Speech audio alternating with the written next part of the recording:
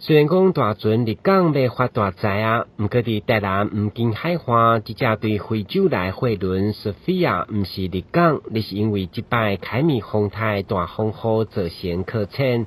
礼拜2到2天好天以后，除了陆续有环保人员到场检查，确定无漏油的污染，嘛尽速完成抽油作业。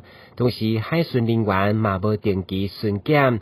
而面对这只大船客浅伫沙滩，嘛吸引侪民众好奇眼光，专工来翕相留念，甚至有感动，还有敬畏大自然的心。看那个大自然的威力啊，对，蛮震撼的，他也蛮难过的，因为这次台风过世了蛮多人的，对吧？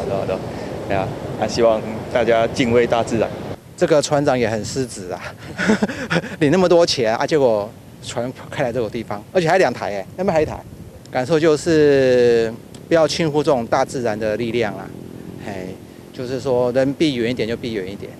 很难得就是那么多艘这种货柜轮，就是搁浅在我们台湾沿海上啊。对，所以就带小朋友出来，哪里有离家近的就来看一看。什么感觉？很开心啊。很开心哦，很特别就对了。对呀。根据民众讲法，受极端气候影响，认为未来这款客浅的情景只是会愈来愈频繁。当然嘛，因为货轮上牵动要离开，也需要大面积乌山的大工程，佮配合海中的时才发度。但新闻阮子采访报道。